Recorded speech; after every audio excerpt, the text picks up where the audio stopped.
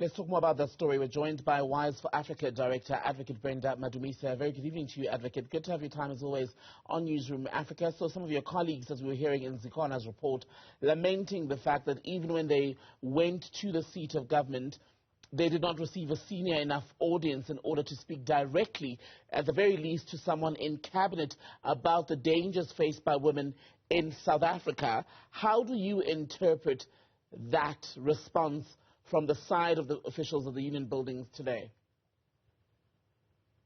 Oh, I think where we are as a country is a clear demonstration by the powers that be that they are at a point where I think they don't care anymore. Their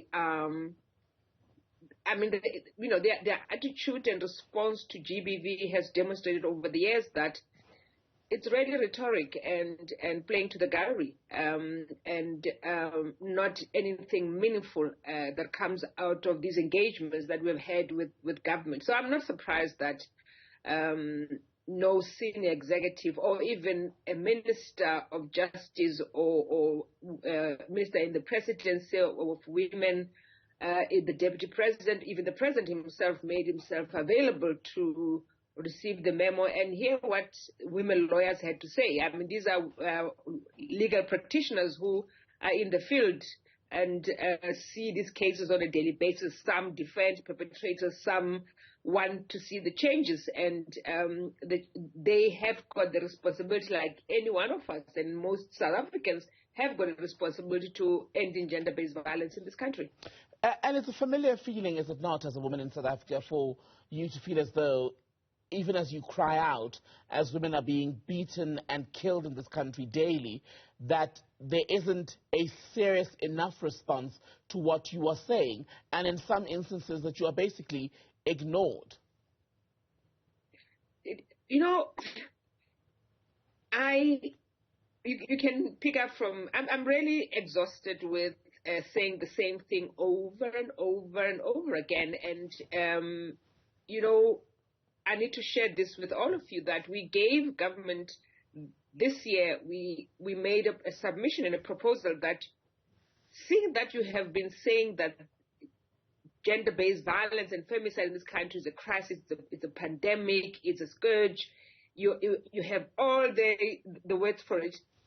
Can we declare it a national disaster so that then we really spotlight it in a way that one puts financial and human resources towards it? You have a war room type approach to it, where you really get to the bottom of why things are not working and what you need to do, because you've brought in all the stakeholders in one room to implement, right? At the moment, how we address GBV in this country is very fragmented and uncoordinated, right?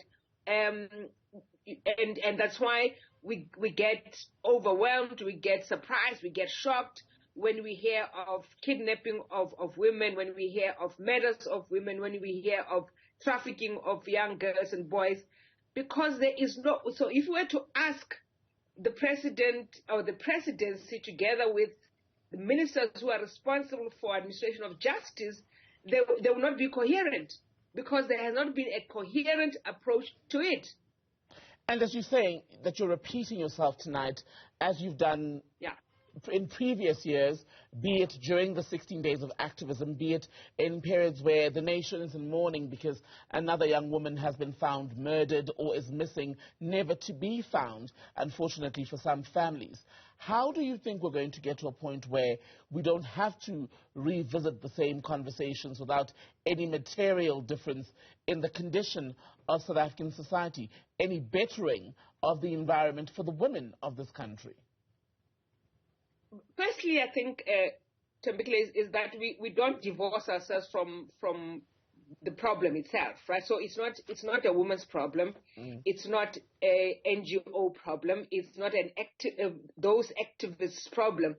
It's a societal problem, right? So the sooner all of us understand that it is a societal problem that requires all of us to be responsible and act and not be passive bystanders, then I think we can start to move the needle. At the moment, I mean, you can attest to some of these things. When someone talks about their lived experience of violence, of whether it's sexual violence or domestic violence, when you see the comments that come in from different people, whether it's women or men, and you then realize that we have a fundamental problem in understanding and appreciating that this violence is about power, it's about control, and we want to shift the focus from that power and control and want to blame victims of this violence, right? So the sooner